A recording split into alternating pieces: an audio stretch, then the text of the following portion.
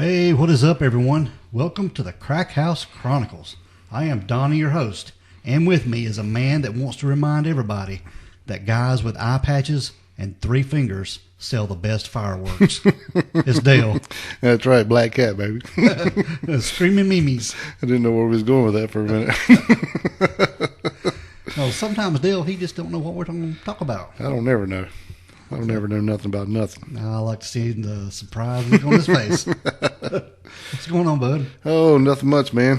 A little work week. Put in a work week this week, and ready to do this. That's it. You got any shout outs for us? Highlight of the week. Oh, yeah, man. Got a few. I'd like to give a big thanks and a shout out to Trudy Prumer and to Lynn Conley for marching over to the merchandise booth and picking up some few things. Man, that was really cool, you guys. Absolutely. You know, you're looking good in that stuff.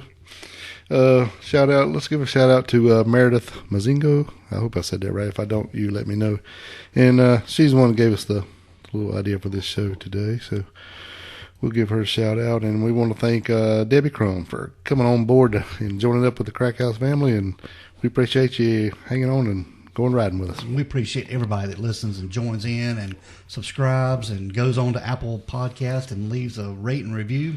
5-star, baby. That's right. Send the stuff in the mail, whatever you want to do. And we want to remind, too, to check out the store page. Get you a T-shirt. Support the Crack House. Get you some kind of merchandise to help support the show and show you support. Yeah, we appreciate it. Absolutely. Man, you'll be looking good, too. Yeah, that's right. There's some good stuff on there. They are. Yep. Guaranteed. All right, Dale, we are going to get in our episode, man. Let's do that. And like I said, this topic was a request. Yes, it was. From Meredith. That's what I attempted to say earlier. But yeah, Meredith Mazingo. Yeah. So, yeah, if we butchered the name, just correct us and... Don't yell at us too much. We tried. We try. We try our best. We really do. We butcher a lot of stuff, though, truthfully. Yeah. Well, I do, anyway. We do a lot of editing. All right. Dale, this is the Colonial Parkway murders. Ooh, yeah. Sounds scary. Yeah. And just a little bit of background on the Colonial Parkway. We're going to go north of the border. We've been going south of the border here lately. That's right. Yeah, so we're going north of the border. And we're not talking about Canada. North of the border. There's kind of some mountains up that way, right? Yeah, we are going to the state of Virginia. Virginia is for lovers. Well. But this is the Colonial Parkway murders.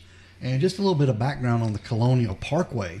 Now, it is a historic and scenic road that links together the 3 points of Virginia's historic triangle, Dale.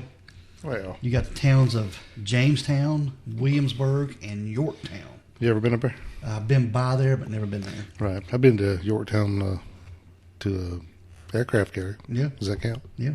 Okay. Yeah. But not on the I guess that's what it's named after, right? Yeah, but not on the Parkway. Oh, no, I have not. Why do you drive on the Parkway and park on the driveway? That is a good question. I thought about that earlier today. Okay. Sorry. I don't mean to interrupt. I just kind of one of those pops in my head I got to ask you. But you can ask that because these people are going to they're going to park on the Parkway that we're going to talk about. Mm-hmm. And they shouldn't. They should have been driving. They should have been driving on the Parkway. Yep. They took that Virginia's for lovers thing a little seriously. And yep. Anyway, go ahead. Now, all 3 of these cities are pretty historic for various and different reasons. But now, Jamestown, it was the original location of the Virginia colony. Right. That was founded along the James River. And Williamsburg would replace Jamestown as state capital in 1699. And Yorktown is where General Cornwallis surrendered to George Washington, marking a big turning point in the American Revolutionary War. Well. So, yeah, this area is pretty historic. Very historic. Yeah. Now, the Colonial Parkway also connects these 3 points along the Virginia Peninsula and is known primarily for sightseeing. And for that reason, it doesn't intersect with any other roads or thoroughfares. And it is maintained by the National Park Service, putting it under the federal government. They take care of it. Right. They issue all the rangers and everything that patrol this area. And I think 2 rangers patrol this area. Yes. On a 24-hour basis. Yeah, there's always 2, at least 2. And I was thinking today too. Well, I mean, that's it don't seem like a lot, but it's only 22 or 23 miles long. Yeah. I guess I assume they're, well, I don't know how many acres is up that way, but the parkway itself is like 20 or 22 or 23 miles long. Yep. So, if you have two driving back and forth, they could cover that pretty quickly, you think. Yeah, but, the speed limit through there is only 35 to 45. Yeah, that's true. So, you're looking at, and people are going to stop and sightsee. Yeah. So, you're looking, if you go up there, spend a half a day sightseeing different things. But now this located roughly halfway between Richmond and Virginia Beach. At night, Dale, the parkway becomes a little bit different than it does in the daytime. Yeah, it was pretty dark, no lights or anything. And the road is covered with a canopy of trees, darkening the road too. So it makes it pretty ominous at night. It's like some tree tunnels. Yeah, pretty much, yeah. But that's a little bit of background on the Colonial Parkway. Okay. But we're going to get into our story of the Colonial Parkway murders. Now, this starts with a woman by the name of Kathleen Thomas. Now, she was 27 years old and from Lowell, Massachusetts. And she had just graduated from the U.S. Naval Academy in 1981. Yeah. And this was Which is pretty damn impressive. Yeah, for a female at this time. Yeah. Because this was the only second class to allow women. Yeah, and also I think we heard that her father, and her brother all graduated from there. So they were the first family, the first father, daughter, son family to ever graduate from there. That's pretty prestigious. Yeah. Yeah. Pretty neat stuff, man. And she was in the Navy for 5 years, a naval officer. I think she rose to the rank of lieutenant. I think that's what it was. For more than 2 years, she served as the protocol officer at the U.S. Atlantic Fleet headquarters in Norfolk, Virginia, which is a pretty prestigious position that she has been specifically chosen for. So she was on up there. Yeah, she was very prestigious. Right. Yeah. Now, after being discharged from the Navy, Kathy began working as a stockbroker at a firm in Virginia Beach, where she started work as a salesperson and began to become successful doing that. Yeah, right off the bat, pretty much. And at the time, in the 80s, she was earning more than $4,000 a month in commissions. So that's big money. Pretty good chunk, yeah. And she seemed to have her sights on a promising career in business and even started pursuing her master's degree in business administration at Old Dominion University. Wow. But now Kathy would end up meeting another woman by the name of Rebecca Dowski. Now, these two women were in a relationship, Dale. Mm-hmm. And I think they had been introduced by a former friend of Kathy's that she had been involved with. Yeah. They'd been introduced. I think their relationship had ended, and her. Yeah, and it's up in the air whether they've met while the other two were still together, or if the other one introduced her afterwards. Yeah. So I really don't know. I've seen it said both ways. But Kathy and Rebecca, they were in a lesbian relationship, but Rebecca, we're just gonna call her Becky. She was a 21-year-old from Poughkeepsie, New York. And she grew up in a pretty rural area of New York, but was worldly because she spent 2 years in Paris after her father accepted a position with a computing company at IBM. And Becky became fluent in French during her stay and graduated from the American School in Paris.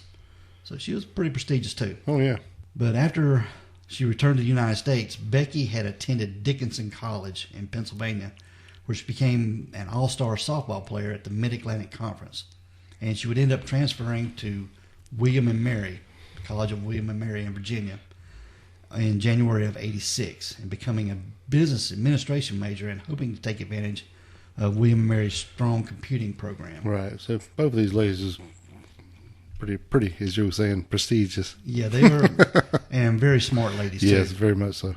Yeah.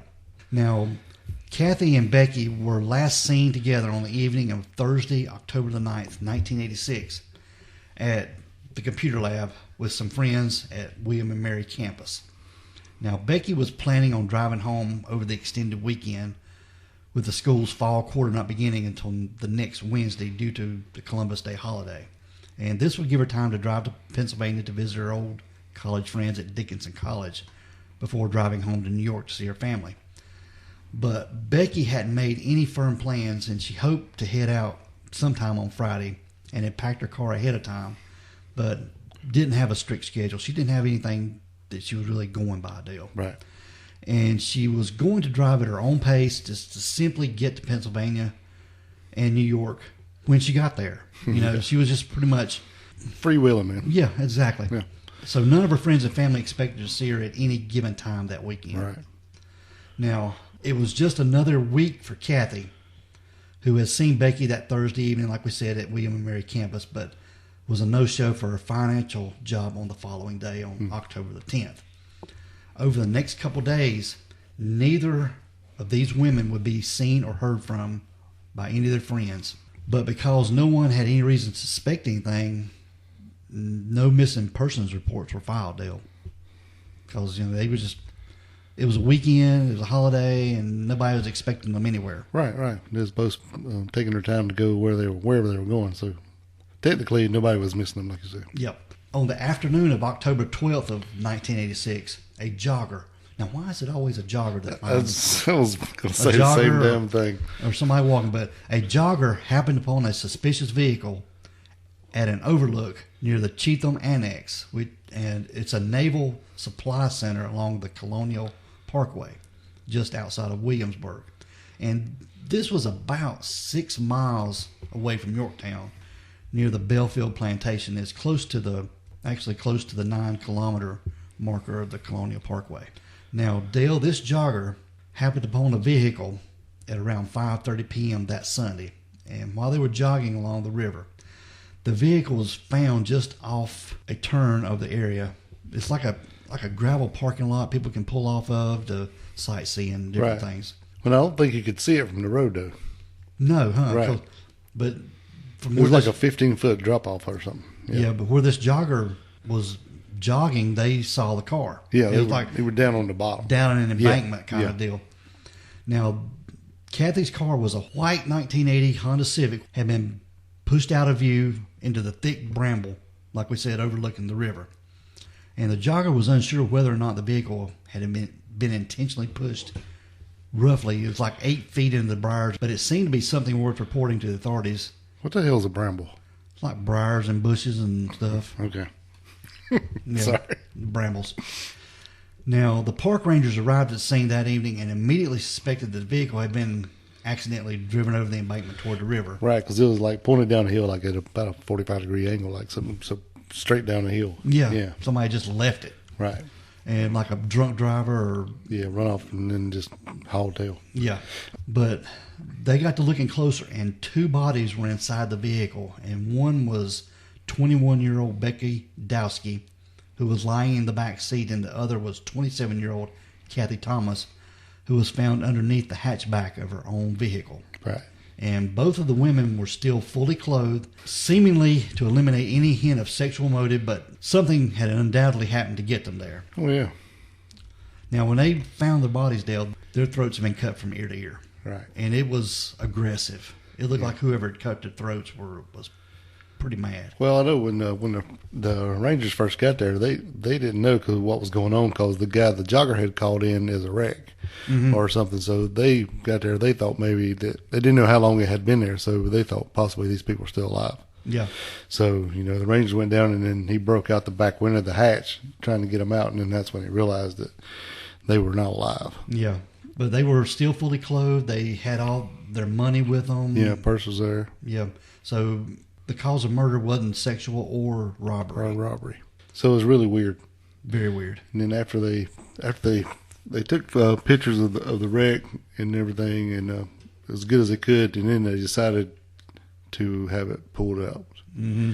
And they knew that would disturb a crime scene, but they thought that was the best way to go about it. Yeah, because it was thick down in there where that car was. In the bramble. Briars and the brambles. Whatever the hell you said. Yeah. Now, because the bodies of the women had been found on federal property, the investigation into their suspicious death would be handled by the FBI, who began their inquiry at the crime scene where they had been found. Now, almost immediately, it was determined that the bodies of the 2 women had been doused in diesel fuel and tried to be set on fire. But diesel fuel isn't easily lit. Right. It takes a lot to get diesel fuel to burn. So that's kind of odd to me there, because you would think somebody who had diesel fuel would know that, unless they just picked it up somewhere. Yeah. You know, like out of the barn or whatever, somebody who didn't realize this. Otherwise, why would you have diesel fuel? Unless this is a killer that just getting started, and he said, "Hey, I'm gonna carry some diesel fuel because I'm gonna kill somebody today." Right. But I don't know. I guess he couldn't Google it, could he? No. 86. So probably what happened is he got it in, because they said they found several matches up on the road, right? Yes, they did. So it looked like somebody had attempted to set it on fire, and then maybe when it didn't ignite, they decided to push it off and hope it'd go in the river. Yeah. But, you know, when they further looked at these ladies, they noticed that they had ligature marks on their hands and around their necks, like they had been attempted to be strangled. Yep. Now, maybe, so I don't know, you'd think, and then, you know, they said there wasn't a very big amount of blood in the car either. No, it looked like it had been taken out of the car, then put back in the car. Right, so, because especially if she's in her hatchback, that's just weird. It'd probably be easier to put her in the hatchback and then shut it and then show it off there, but... Yeah, so there's not very much blood in the car, and especially they said that, you know, her throat was cut so far back they could see down her windpipe when they took her out of the car. So, I mean, it's almost decapitated. But they also had been tied up beforehand, so I wonder, were they dead before he ever cut the throat? That would produce a lot less blood if they were already dead. Yeah. But I don't know. Now, they did find a 3-inch piece of twine on the back of one of them's neck, but I'm assuming that's because when he cut the throat, he probably cut that and then didn't realize it stayed. Yeah. And then he tried to set it on fire and hide his evidence, but it didn't work. Now, they did find a clump of hair in Kathy's hand. Yes. And they said they believed that they tried to fight off their captors. I'm sure, because, you know, they were both badasses, you know. I think Kathy was into martial arts or something. Yep. And, you know, one's just a softball player and the other one just graduated from Naval Academy or So whatever. they were in shape. Yeah. So whoever killed these two ladies, he controlled them pretty well. Yeah, unless it was two. Right. Dale, both women's purses would be found inside the vehicle, and having been tucked underneath their seats they were sitting in. And Kathy's under the driver's seat, and Becky's under the passenger seat, and their money seemed to be untouched. And like we said, eliminating robbery as a motive. And Kathy's wallet was found on the floor of the vehicle, indicating that she had been out. It had been taken out. Had been taken out of her purse and potentially showing it to the killer. Right. So that's what we were talking about earlier. So it kind of points like maybe it was somebody coming up to check your license. Yeah, we talked about this off the air. Like right. It was an authority figure, a cop or a park ranger, somebody. Yeah. You know, if they're parked and somebody pulls up, come over, you need to see your ID. And I don't know, just kind of the way it looks. Yeah. But now the investigators would end up finding more than 150 fingerprints inside the car, which didn't match anyone in the FBI forensic database. 150? Yeah. And it surprised a lot of people. Yeah. And like we said, the overall lack of blood in the car, too. It was right. The autopsies performed on Becky and Kathy's body would reveal bruises all over their bodies, which indicated that they'd been brutally beat and mishandled while alive. And there were also nylon rope burns on their necks and wrists. And years later, forensic tests would reveal brine on the ropes used to bind them. And this indicated that the crimes took place in or near water, which might have been how the killer avoided leaving blood all over the vehicle and around the area of the crime scene. For a brief time, Kathy's former partner was investigated as a potential suspect, even though the killer was undoubtedly a male. I don't know how they think it was a male. I guess because physical strength needed to carry out, you know, what he did. Unless it was two people. Right. Yeah, and it is kind of strange if you think about it. I mean, even if it's one guy to control both of these ladies at the same time, well, I guess if you got a gun. Yeah. If you do anything, I'm going to kill her. Yeah, that kind of thing. Otherwise, you know, these two girls could have probably teamed up and took them out. It's just odd. Yep. Now, unfortunately, one of the setbacks for the investigators came in the form of time, Dale. Investigators believe that the victims were killed later on October 10th or even the 11th, which doesn't fit with the window established by the victims themselves. Becky and Kathy were both last seen alive on the evening of October 9th. And then Kathy was missing from work that Friday, October the 10th.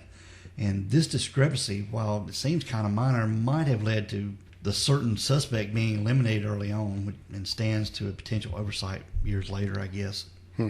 Now, they'll just jumping just a little bit ahead. A year later, David Knobling, he was a 20-year-old from Hampton, Virginia, and he had dropped out of high school, but he had got a job working for his dad, and he had also got a job working for the water purification system as a salesman there in Hampton, Virginia. And I think he'd been in and out of trouble and stuff. He'd also known as a problem child too, and I think he'd even got a former girlfriend pregnant at one time. Yeah. But David loved to spend free time working on things, primarily his black pickup truck. It was a Ford Ranger, which his parents described as his pride and joy. And he even attempted to figure out how everything worked on it so he could get it fixed up himself. Anytime anything broke, he could work on it. Right. Smart. Yep. Now, we're going to talk about a female. Her name is Robin Edwards. And Dale, she is a 14-year-old from Newport News, Virginia. And she seemed to be cut from the same cloth as David, and she had met David at a arcade. Yeah, I think it met on the same day actually. Yeah, or earlier this day. Yeah, but their lives would intersect on the evening of September 19th of 1987 when they met for the first time. And David was taking his younger cousin Jason and his younger brother Michael to see a movie. I think it was Dragnet they were going to go see. But Robin was on a date with one of David's relatives. But the movie was sold out, so the four ended up going to an arcade, like we said, where they spent the next several hours together. And this is where David met Robin. But since she was on a date with David's younger relatives, she seemed to hit it off with David, the 20-year-old. Yeah, I think she liked older guys. Yeah, even though she was 14. Yeah, even though she's 14, it's kind of weird. So they were hanging out at the arcade for several hours, and the four began driving home, and with Jason and Michael riding in the back of David's pickup truck. I guess riding on the back. Probably. And Robin riding along in the cab with David. And David dropped Robin off at her home around 11 p.m., but it's believed that they made plans to reconnect later that night. I think Robin had a curfew or something. But she had to make it home before the curfew. Well, and Robin's mom, I think, worked nights, so she had to get home and then wait for her mom to leave to go to work, and then she could go do she had to sneak out. Yeah. Okay. That's what it was. Yeah, I think that's what it was too. Now, Robin's mother, Bonnie, last saw her around 11:30 p.m., but her father found the front door of their home open at 5:30 the following morning, with Robin missing from her bedroom. And Robin's sister would later recall Robin seeming kind of eager for her to go to bed, because I knew she was probably wanting to get out. Right. Yeah, which indicated that she'd been, like we said, planning on sneaking out. And David Knobling's mother last saw him just before midnight that Sunday, and it was believed that he had left his home to pick up Robin. Yeah, I think him and his younger brother and the cousin all went back to his house, and they were watching movies and had ordered a pizza and stuff, and then about an hour or so later, David snuck out. Yep. Now, jumping just a little bit ahead, 24 hours later, which was, well, roughly 24 hours later, David's black Ford Ranger was discovered in a parking lot on the south side of the James River Bridge near Smithfield, which is about 22 miles away from the nearest entry point to the Colonial Parkway.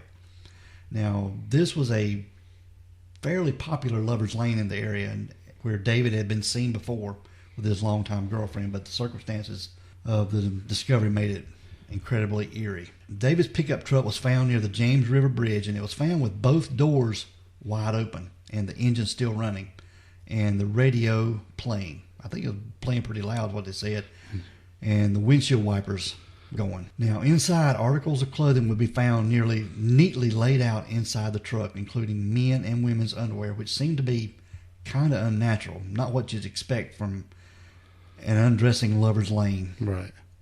Which would be more, just slinging stuff off. Yeah, but neatly folded. And inside the truck were also a man and woman's pair of shoes, which were later confirmed to be David and Robin's. The families of both victims would later state that they believed the scene was to be staged, as the keys had been put in the ignition and turned to the accessory mode. I guess that's where you turn the switch back to be able to... Yeah, so the damn engine wasn't running. Yeah. But the family said the switch was turned back to the accessory mode. Right. Yeah. But David had hardwired his truck so that he could turn the radio on without having to use the keys. So it makes sense for him to have done this. Right. It was also reported that David always backed his truck into parking spots. So when Yeah. he got ready to leave, he could just take off, and it was pulled in nose first, too. Yeah. Which is another weird. Yeah, very weird. But investigators were unsure how long the vehicle had been abandoned at this location, but it was believed it could have been there for the better part of the entire day, as far back as 5:30 on Sunday morning. Now, Bonnie Edwards, she's the mother of Robin, had been in communication with law enforcement since that Sunday, and upon the discovery of David's abandoned truck, filed a missing persons report Monday, and searches would be performed throughout the area over the next several days, primarily focused around the Ragged Island Game Preserve, with not so much of traces of them being found at all. Yeah, and they say that Ragged Island was a pretty good hangout for people doing this kind of thing, or going to a party and do some drugs and drink or make out or whatever. Mm-hmm. It's kind of like a little getaway kind of place. Yep. And I think it's actually on the other side of the river than the Parkway, right? Yes, it is. So it's not actually on the Parkway, but it's close. Now, on the morning of September 23rd of 1987, this was 2 days after David Nobling's truck was found near the James River Bridge, another jogger, A damn jogger. a jogger named Lewis Ford, was jogging along the James River, and he would stumble upon a pile of clothing along the water, which, Or at least he thought it was. yeah, but it was revealed to be the body of Robin Edwards. Lewis Ford, unaware that the couple of youngsters had gone missing just days before, contacted the police, who arrived at the scene. Ford then escorted them to the location along the river, showing them the body of deceased 14-year-old who was lying face down. And at the time of her discovery, she was only wearing a blouse and pants, with her pants unzipped and her shoes missing, having been found in David's truck. Yeah, where the shoes are in the truck, yeah. Yeah, exactly. All right, now a search party that had been searching throughout the area, which included David's father, Carl, ended up moving his location after Robin was found. And less than 100 feet from Robin's body, the searchers would discover David's body along the river, wearing only pants.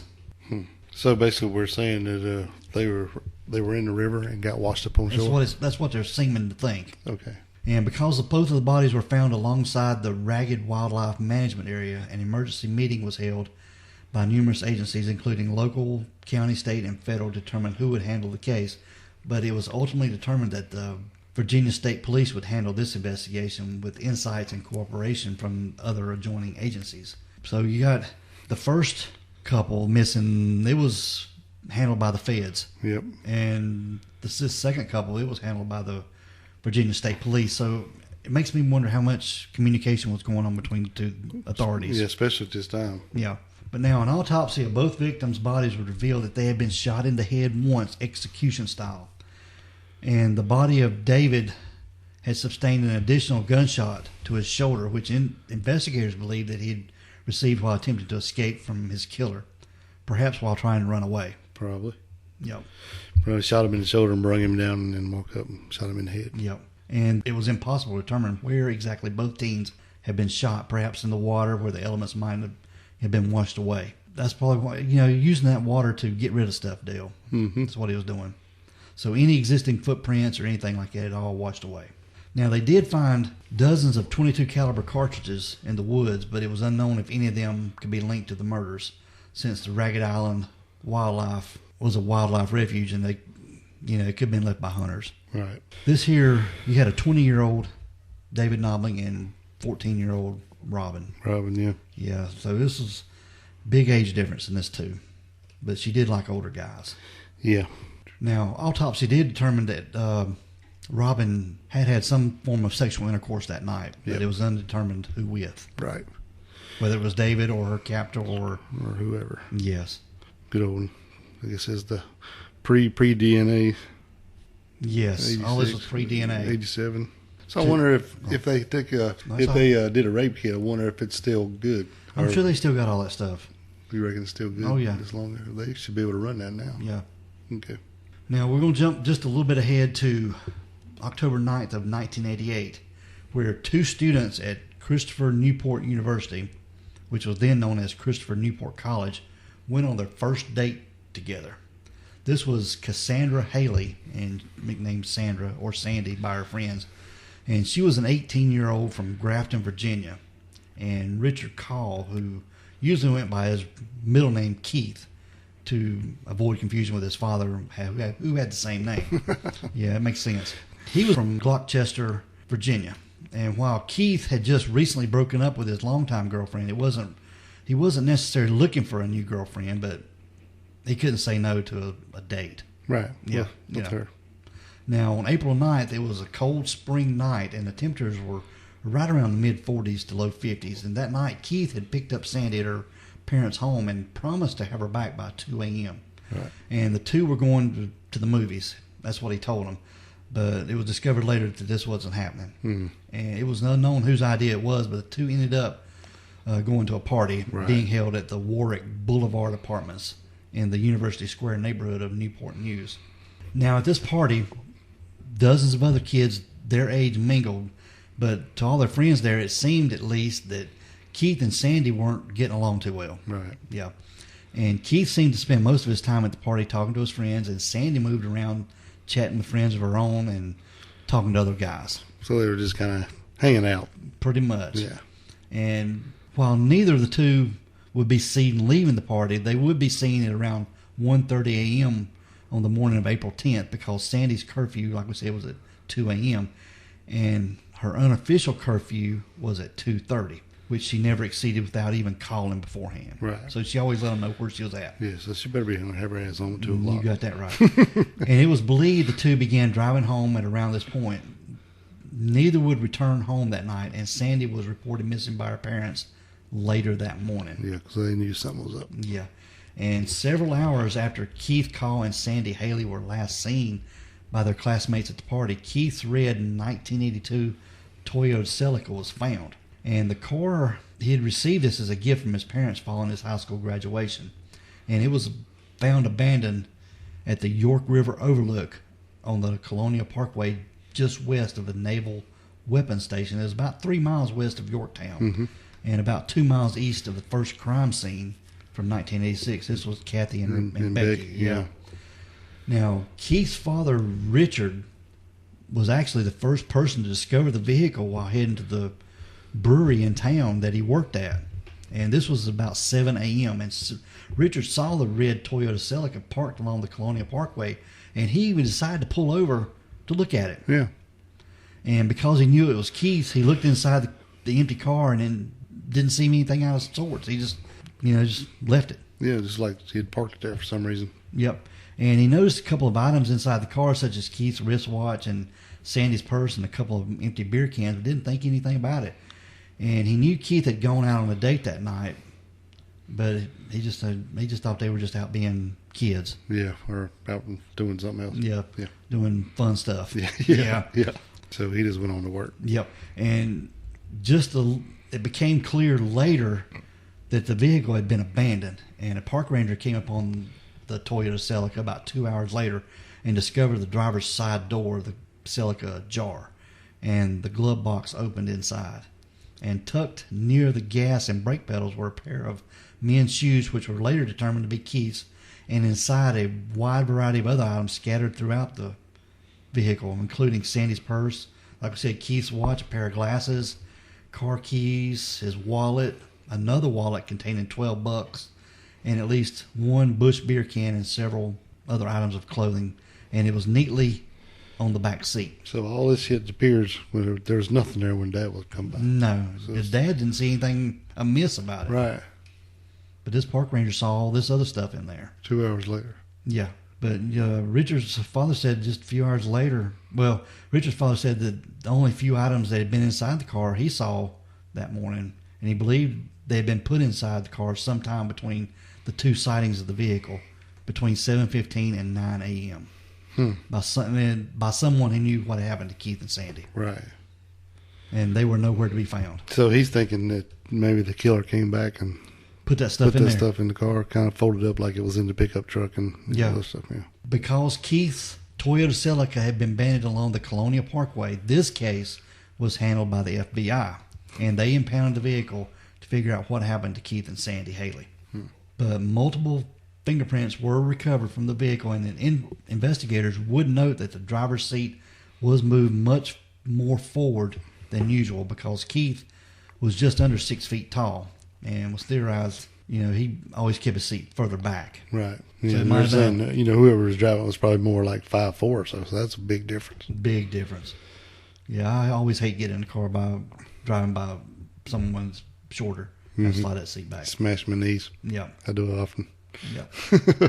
Now, investigators initially feared that foul play was involved in citing that the mysterious disappearance and possible abduction. But their bodies were never found. And the days after the vehicle was found, searches were conducted along the Colonial Parkway, included use of tracking dogs who were able to track the scent of both Keith and Sandy over a long distance using their clothing, but they still didn't find anything. But no trace would be found, Dale. So if you put them in the river, they didn't wash up? No. They, more than likely, if they put them in the river, got hung in some underbrush and just stayed there. Well, I say he could have been Dave. We don't know, actually. No.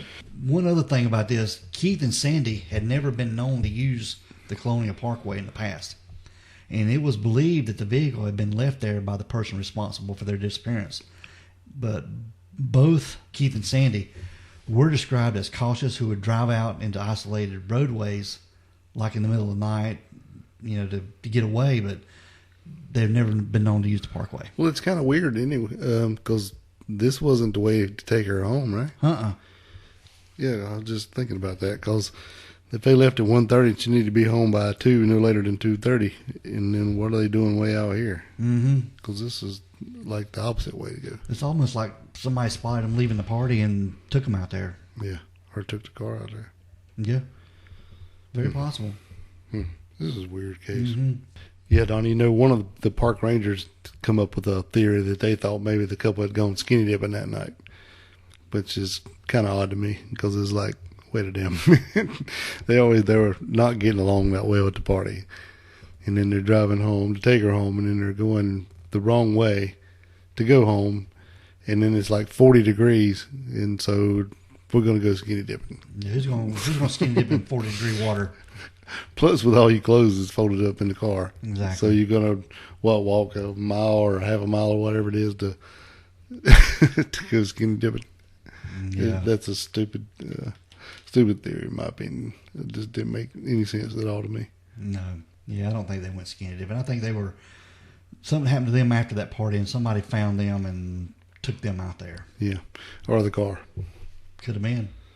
But there's no telling. They might have been murdered somewhere else. Yeah, because there's nothing really to say they were in the car when the car was there. There's no blood or nothing, or no, and the seats pushed way up so they didn't drive it out there at gunpoint. Exactly. They could. So, and there's 2 of them, so Yep. could have just been something happened, like I said, killed. Like I say, like I said, kill them and then took your car out there and dropped it off just to keep up the whatever. The appearance. Yeah. Yeah. The facade. That's what I'm looking The facade. for. Yeah. All right. Now we're going to skip a little bit ahead to 1989, Dale. And this is a 21-year-old named Daniel Lauer. And he lived in Virginia's Amelia County. And he'd gone out to visit his brother in Virginia Beach over the 1989 Labor Day weekend. His brother was Clinton. He lived in Virginia Beach with his fiancee, who was 18-year-old Anna Marie Phelps. Right. And she went by the shortened version of her first name, which was Anna. And they said Anna was just a all-around good person, peacemaker, and pretty positive person. Even her mother said that about her.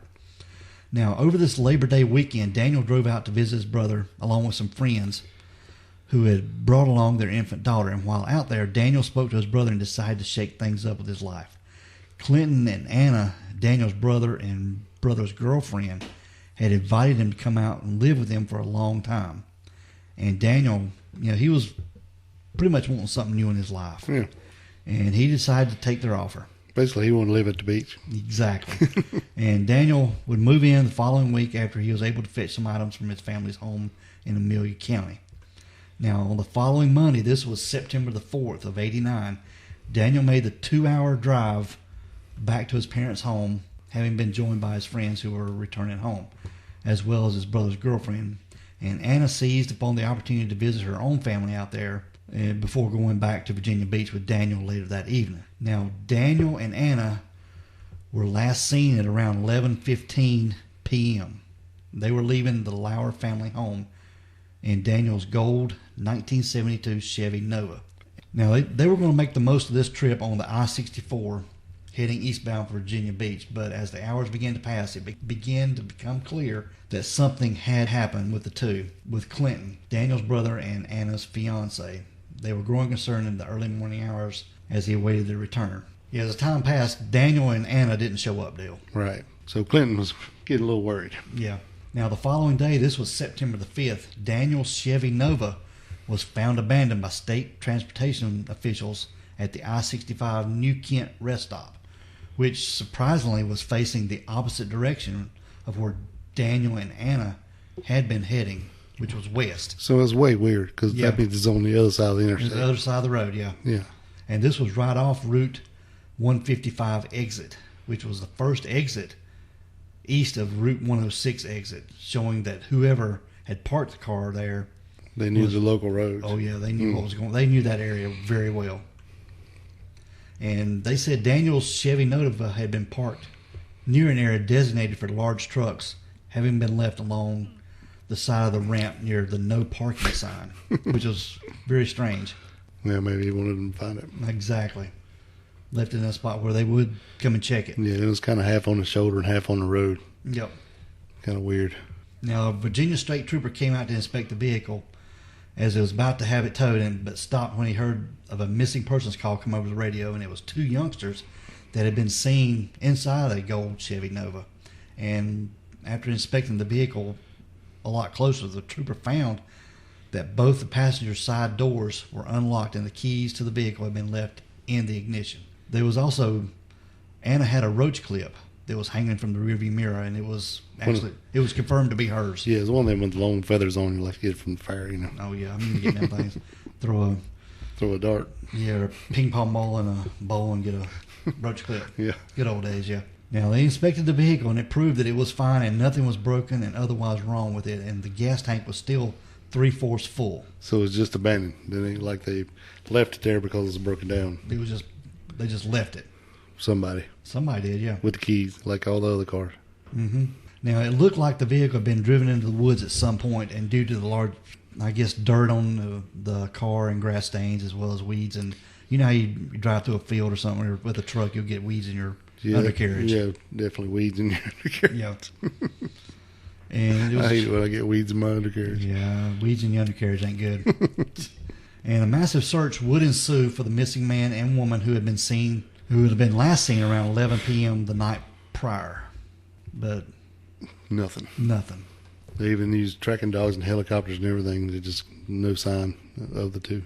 Now, on October the 19th, this was about 6 weeks after Anna and Daniel had gone missing, their bodies were discovered on a logging road near I-65 and Route 155. This was located between Williamsburg and Richmond, and it's about 30 miles away from the I-65 ramp to the Colonial Parkway, Dale, and about 2 miles away from the rest stop where Daniel's vehicle had been abandoned. Now, this logging road was connected to Courthouse Road, which was the first exit from I-64, where the vehicle was abandoned, indicating that the killer was familiar with the New Kent area. Mm-hmm. Somebody's living around that area, no doubt. So apparently he took them out there and dumped them and drove the car back to the rest stop. Yep. Now, what it was about 8 a.m. that morning, a couple of deer hunters discovered a blanket in the woods, which was later learned to be an electric blanket that belonged to Daniel and had been missing from his packed possessions. You hear from respect of his car? Yep. Yeah. And when they moved the blanket, the two hunters discovered the bodies of the Daniel and Anna, who they've been looking for. Pretty much skeletal remains by this point. Yeah. But they said at least one body appeared to have knife wounds. Anna had a significant cut on her finger that hadn't healed, indicated that it happened shortly before her murder. Well, That's what they determined. But medical examiners could not rule out the possibility of gunshots. So that's weird. So he laid them down and then covered them with a blanket like they were sleeping? I guess. Now, like we mentioned before, because some of the similarities found in all four of these cases, it is believed that the person responsible for these murders and disappearances could be law enforcement. Yeah. Or at least someone pretending to be a cop. True. Yeah, it could be. Or some kind of park ranger or somebody in authority. Yeah. But somebody coming up with a gun, they got authority. Yeah, right. It don't matter. Quick, bad Yeah. or not. Exactly. In each of the Colonial Parkway cases, each of the victims' driver's side windows have been partially pulled down. Right. Well, that's what I was thinking. Maybe wasn't just a gun, because why would their glove box be open, like they were getting registration out, and then there was one or two that had wallets out that were out of the purse, like they were getting their ID out, and the window rolled down, so it all would fit, showing your credentials. Yep. So I don't know. It's just, and some people say they don't think they're all related, but to me it seems like a whole lot of the stuff is very similar. Yep. Now, there's another theory that has lingered over the several decades, but it hasn't received much attention. But it's the possibility that the killer was actually a group of killers, or at least two or more individuals that perpetuated this spree together, acting in tandem to terrorize their victims before killing them. Yeah, could be. Could be, yeah. I mean, he didn't park that Nova at the rest stop and walk home down the interstate. Yeah, very interesting. Yeah, because it had to be some kind of getaway somehow. And even if he took the red Celica back and dropped it off on the highway or the parkway there, then how would he leave from there? And same with the truck. Yeah. I think all these people were hauled in their own vehicles and then, got out. But it looks like somebody, if the stuff was going on in the parkway, it looks like somebody would have seen them, with some part, unless it's like you said, didn't happen there and they just went there and parked the car and left. Which is very, very possible. Yep. Now, it's sad, too, because the Colonial Parkway murders have stalled over the years, Dale, and carrying through the 1990s and early 2000s. And the story would be mentioned in all the newspapers and news broadcasts and magazines and different things pretty much all over the world. It's a pretty big, high-profile case. Right. But it wasn't until 2009 that the story started to receive a lot of attention when an individual named Fred Atwell, and he seemed to insert himself into this story. He's a former deputy of Gloucester, Virginia, and he began informing the family members of victims that valuable crime scene photos containing images of their deceased family members and the crime scenes were being used at the FBI training centers. Yeah.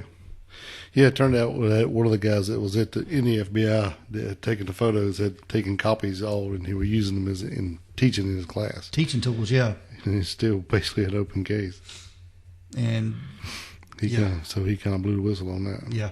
Now, Atwell was 60 years old at the time, and he was the first person to start publicly sounding the alarm on this, stating that because of this was an unsolved crime, the distribution of these photos to unknown persons was a major breach of protocol and could seriously impact the investigation. So he was actually a hero for a little while. Yeah, about 10 minutes. Yeah. And Fred Atwell says that he gave notice to the FBI about this potential lack of oversight, but was virtually ignored for weeks and then months, at which one point Atwell took the story to the press, highlighting how damaging this was to the region's most infamous case. But due to the FBI's credit, it seemed like they took an interest in Fred Atwell as a suspect. Yeah. Because he had been a deputy for the Gloucester County at the time of the murders. And while he wasn't involved in investigating the murders, he did live in the area and took interest in the case. And years later, he began consulting work for a friend that owned a private security company. And it was through this friend that Fred Atwell discovered the leaked crime photos from the FBI office. So he just inserted himself into the story. Right. Now, Atwell claimed to have an alibi for the night of the 4 murders on the Parkway. And they discovered that Atwell had been convicted of criminal behavior before he became a cop, serving time for multiple burglaries before he became a Gloucester County Sheriff's Deputy in 19. How the hell does that happen? How do you become a deputy if you have a prior? I guess we forgot to check that. Yeah, oops. Oopsie. Yeah. No background. But like I said, despite being a hero in the public eye, he became clear that Fred was no hero. Perhaps just a man at the right place and right time. Then decided to press his luck. In 2001, Fred Atwell was arrested in Gwinnett County, Georgia, and he alleged to have robbed a woman in Roanoke County, Virginia for less than $100. It was $60. Yeah. When robbing the woman, Fred Atwell reportedly said that he was homeless and hungry and just needed money. Mm-hmm. And the following year, in 2012, it would come to light that Fred had defrauded some of the Parkway family victims' family members. Yeah, he was going to do a raffle, raffle off a car, give all the money to the victims. Yeah. But he raised the money. He didn't never have the car. He just collected the money. He collected the money and took it. Yeah. Yeah. So he's a dirtbag. Man. Yeah, he's a scum. Yep. Yeah, it's pretty low. Yeah. That's about all you can say. Yeah. Even though, he's scum and he took the people's money, but, and they put him in prison for that. And, since he was already in poor health, he ended up passing away. And in December of 2018, he died in prison. Mm. So if he done anything, he took it with him. Exactly. So nobody ever knew what. But he's a pretty good suspect, because... I'd say he's right high on the list. Yeah, because he had all the tools, for sure. Yep. I mean, there's several other suspects, but that one really stands out. Mm-hmm. But yeah, in this case, Dale, there are almost literally hundreds of suspects that they've interviewed and talked to. Yeah, but to this day, it has not been solved. Hadn't been solved, and still haven't found those two kids. Mm-mm. Sad situation. I do know that Bill Thomas, he is the brother of Kathy Thomas, one of the first victims. Her brother. He is a big proponent in this case, and he is all over the news and media, does interviews, podcasts, keeping this story alive for his sister, trying to find out who committed these murders on the Parkway. He is very active, and he believes that these cases could have been solved if these agencies had communicated better back in the day. Yeah, like you said before, it's like they seem to be putting more time into picking who gets this case than just going to work. Yeah. So that's pretty sad. Mm-hmm. So really, we don't really know shit about this case. I mean, besides, the victims, there's really no leads really. I mean, it's been 30-something years, 31 years. Yep. And basically, you're right where we were right after that happened. Mm-hmm. Which is really sad. I just wonder if any of that, the hair or the rape kit or any of that stuff's ever been tried to be matched up on DNA recently. They still got that stuff, especially that hair. Yeah. And they took Fred Atwell's DNA when they arrested him. Yeah. So they could check that stuff. So I wonder if it's in the backlog or whatever. But I'd be curious to see the results on that.